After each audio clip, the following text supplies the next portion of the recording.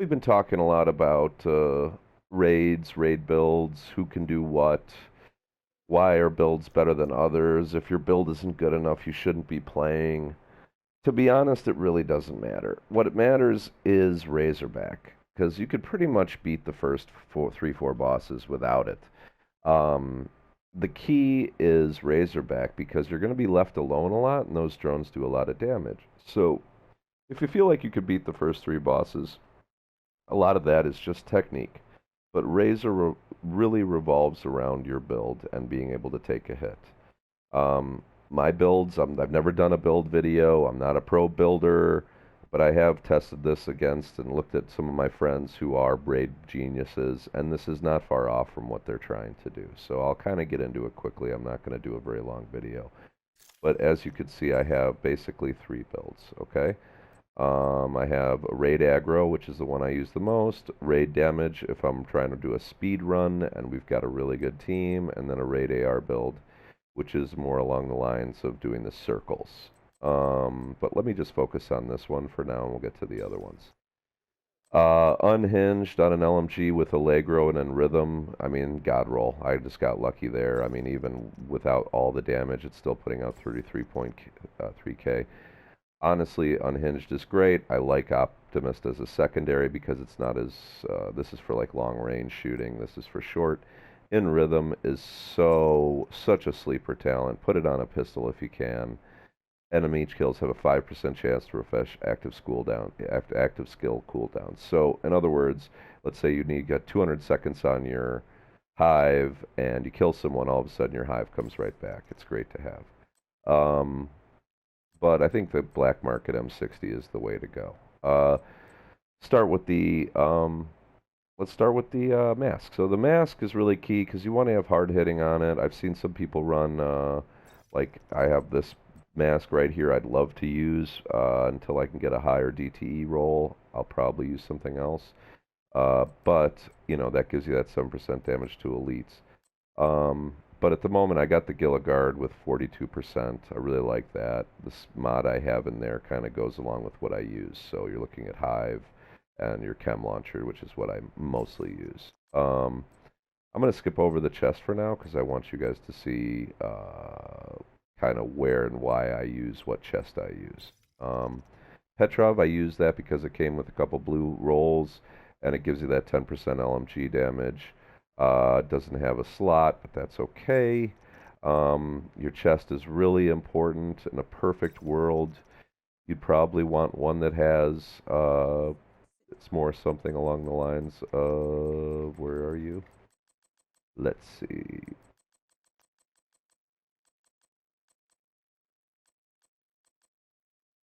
You probably want to have something along the lines of that. You see how much weapon damage you can get on there. You lose a lot of armor though. So for this one, I really wanted to go with armor and then rely on the, let's see, 5% LMG damage to really kick in for me there.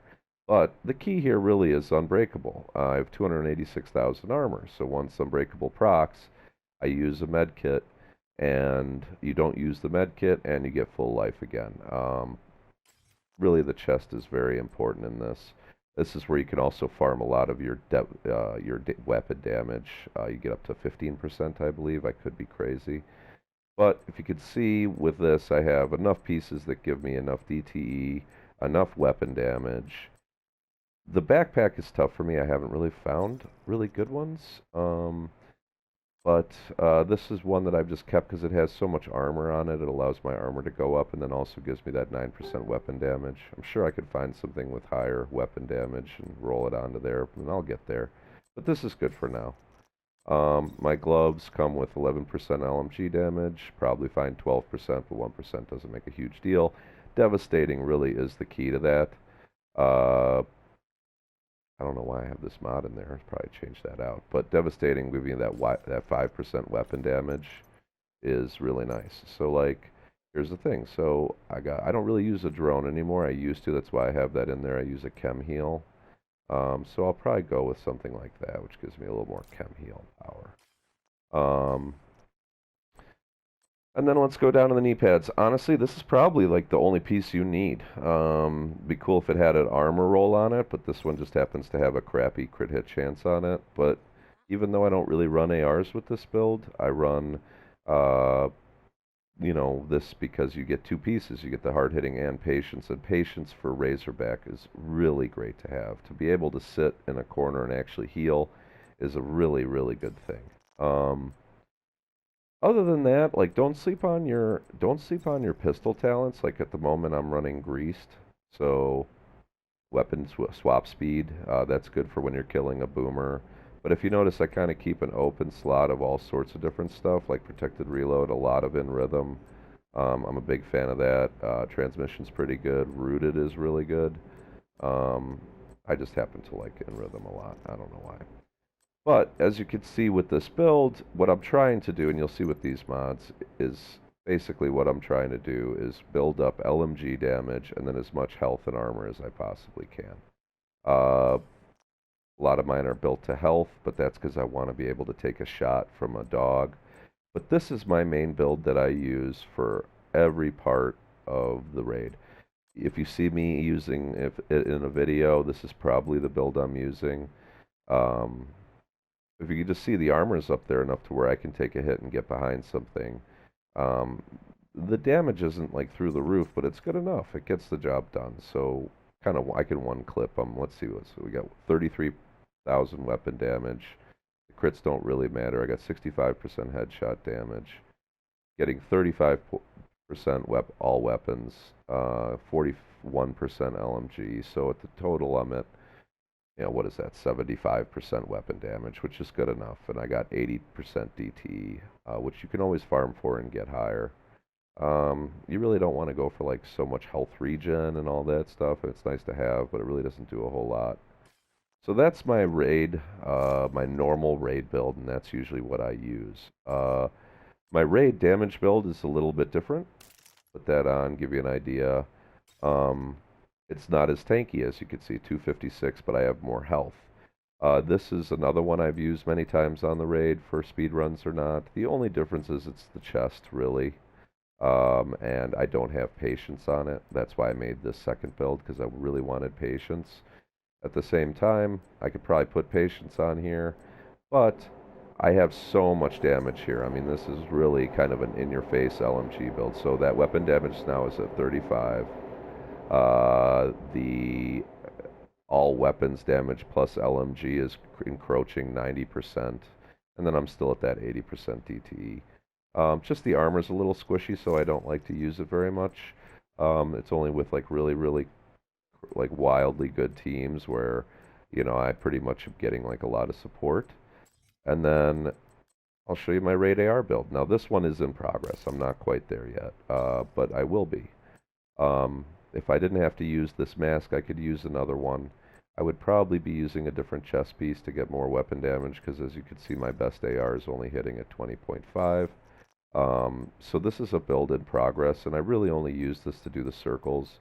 I really like filler up on this because you're constantly reloading with an AR, so it's nice to just reload everything at once. I could probably make this hit a little harder with Devastating, but I wanted to keep that DTE. I'll give you the idea of the stats. So yeah, lesser weapon damage. Yeah, the crit hit damage and chance and headshot are there. But the 40% AR damage, along with 95% damage to elites, kind of makes up for where I lack in DPS. This one I would like to get more damage onto, but then I have to give up armor. So it's really just a matter of how much you're willing to give up and how sneaky you want to be. But this just kind of gives you an idea. And if you notice, everything I have has in rhythm. This is actually another great holster talent. While equipped and in cover, all rooted, all skill damage and healing is increased by 25% for 10 seconds. So, like when you get into cover and drop a heal, it'll give you, a buff basically. It lets you heal right up to top.